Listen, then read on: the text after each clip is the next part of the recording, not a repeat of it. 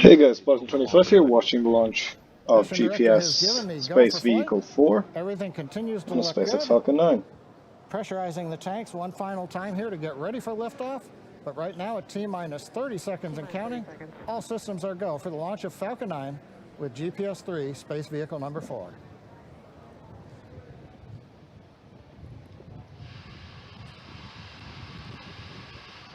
Okay, T-minus 15. T-minus 15 seconds. Falcon 9 configured for flight. 10, 9, 8, 8, 7, 7, 6. 5, 4, 3, 2, 1, 0. Ignition. Ignition. Liftoff. Go Falcon, go GPS. There you go. Falcon 9 has left the pad. Vehicle is pitching downrange. Stage 1 propulsion is nominal.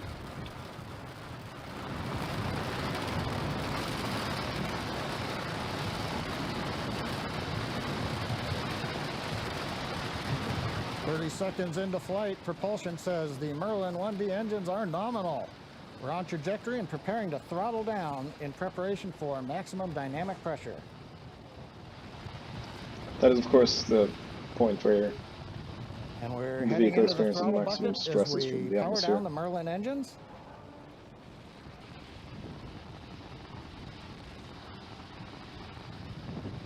And throttling back up now.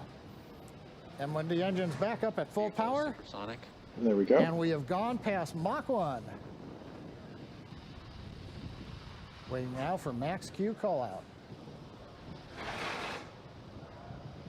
The vehicle is experiencing maximum aerodynamic pressure. Guidance engineer reports we're passing through the period of maximum aerodynamic pressure called max Q. From here on, as the speed picks up, the atmospheric density decreases and the loads are reduced on the Falcon 9 vehicle. Propulsion power continues to look good. The trajectory looks good.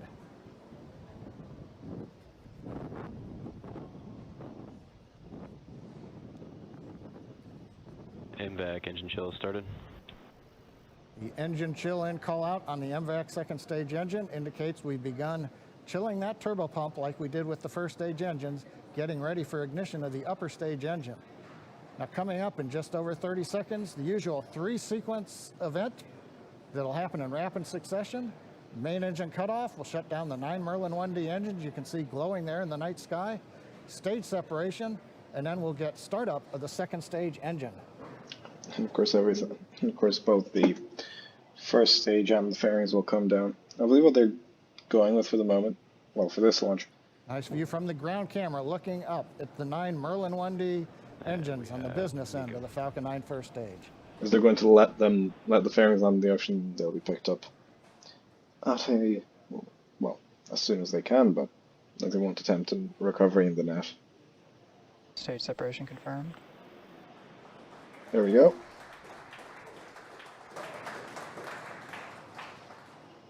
And MVAC ignition. Startup.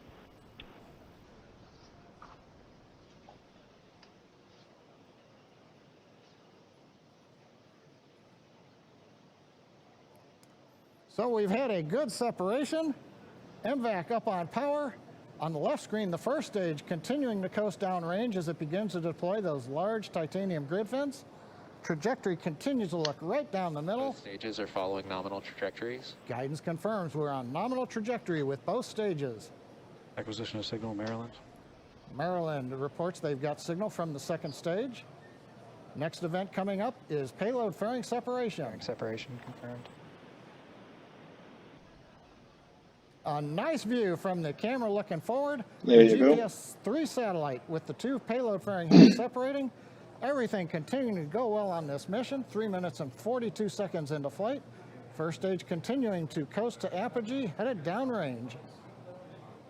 Second stage engine at full power. Everything's looking good with the MVAC engine. Good. Of course, we all know what Right now, GPS is, trajectory Global heading Positioning us to where the System. Bermuda ground station can hear This us. is- We've heard the call out, acquisition of signal. Bermuda now getting the telemetry from the Falcon 9 second stage.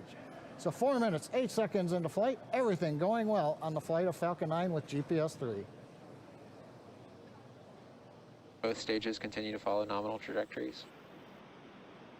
And at T plus 4 minutes and 20 seconds, we're currently in the first of 2 planned MVAC burns.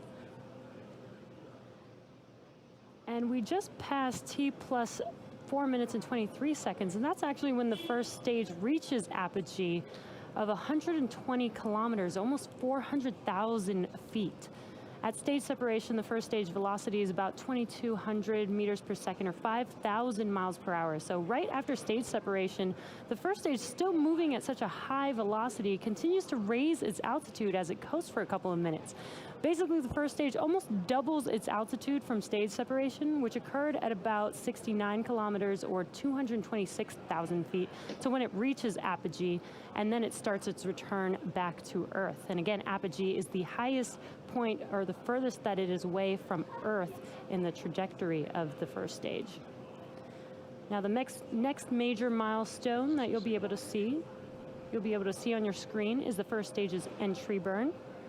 For the entry burn, we relight the center E9 engine, and then partway through we relight the E1 and E5 engines, so that we have a total of 3 M1D engines, helping to slow the vehicle down as it passes back into the Earth's atmosphere.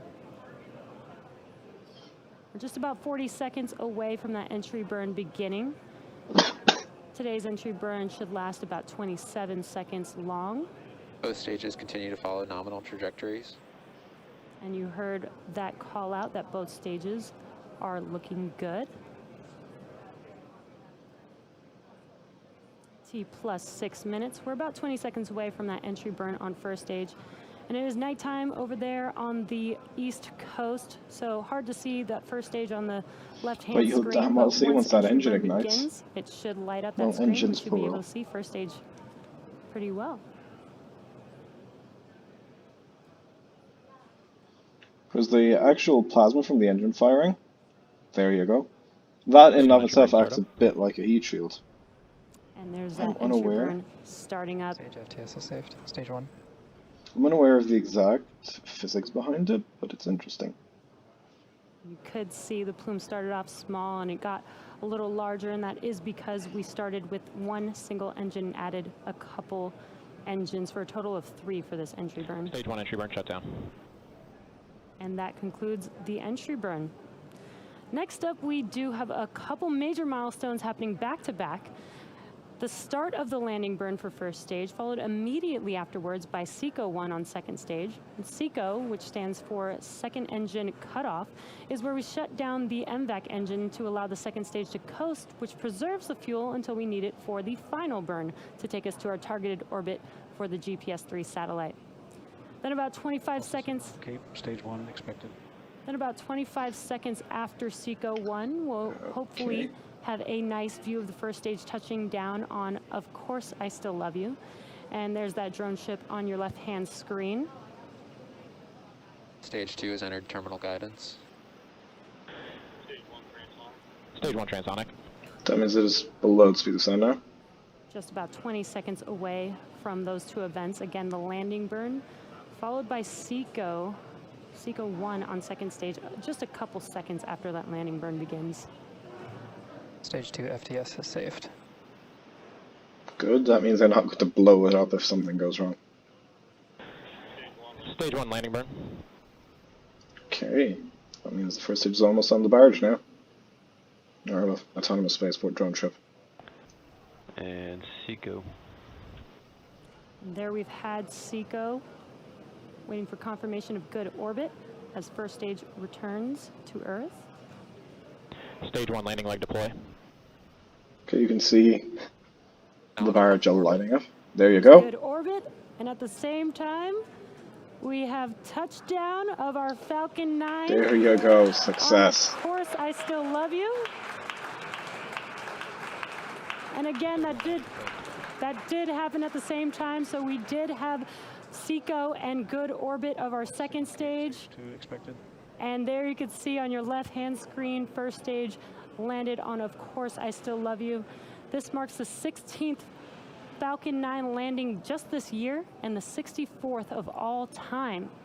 And we're looking forward to seeing this booster take its second flight on the next GPS mission next year. Now, the second stage vehicle has now entered its first coast phase, which will last about 54 minutes, and we will light that MVAC engine for a second time shortly after T plus 1 hour and 3 minutes. So we're going to take a quick break, and as always, we leave you with an animation so that you can keep an eye on where that second I'm stage going is to throughout the jump coast ahead phase. because this launch So was we'll see you back yesterday. here at T plus 1 hour and 2 minutes.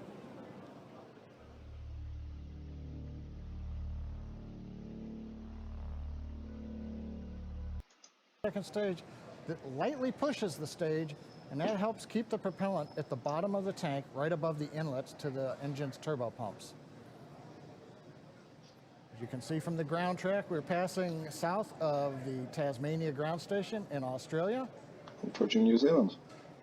Following the burn, we'll be headed in orbit up towards the Hawaii and Vandenberg ground stations. Awaiting for ignition. So I highly doubt. MVAC ignition. I know they We've do got actually ignition stick of for the second stage engine. the We're up GPS on operation, power. so I'll zoom Now, ahead the for second that. stage will burn for 45 seconds. We're going to be adding over 2,000 meters per second to the speed of Falcon 9 before we shut it down for the second time. You can see from the velocity meter on the screen, the speed clicking up. We're still at 419 kilometers in the same altitude in the parking orbit where we've been for a while. But this burn is going to bring us all the way up into the transfer orbit, and then shortly after that, we'll separate the GPS satellite. Now we're coming up on shutdown number 2 called SECO 2, and this is the burn that will place GPS-3 space vehicle into the required orbit. MVAC shutdown. We've got SECO, MVAC shutdown call out. We're waiting for the orbit.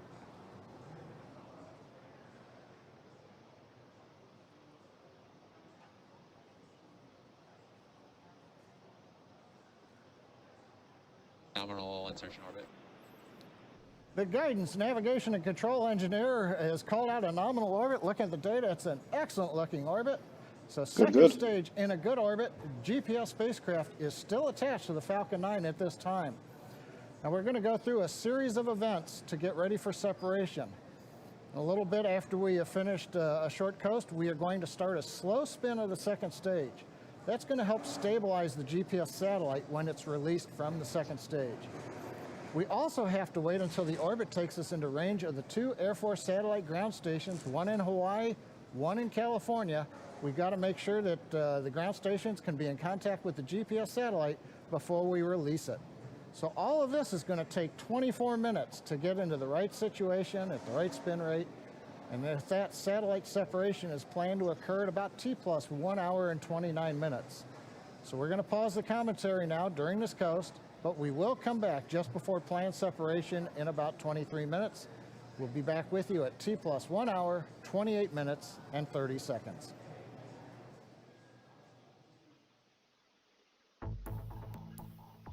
Right, once again, let's skip ahead to where.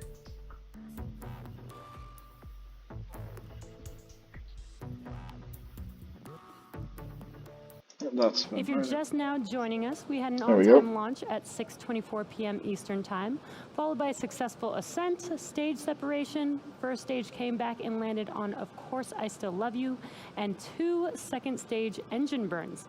We have just one more major milestone coming up to complete today's mission, which of course is the deployment of the GPS-3 satellite from Falcon 9's second stage, just about 15 seconds from now.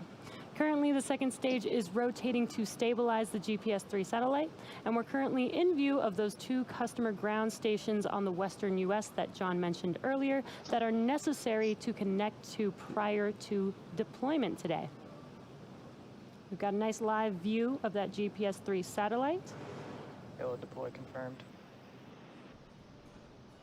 And there goes the confirms GPS satellite. the deployment of the GPS-3 satellite as it's drifting away from Falcon 9 with a nice sunlit view there.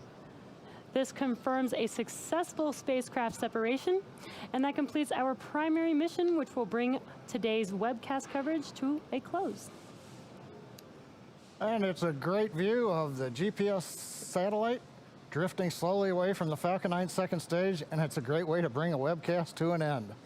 We'd like to thank the U.S. Space Force for entrusting us with today's GPS-3 Space Vehicle 4 mission. Now we look forward to the additional GPS missions we will be supporting in the future. Special thanks this evening to the 45th Space Wing for range support, and to all of our viewers, thanks for joining us for today's mission, and have a good weekend. So as that was the launch of GPS-3 Space Vehicle 4, I'm Boston 25. Goodbye.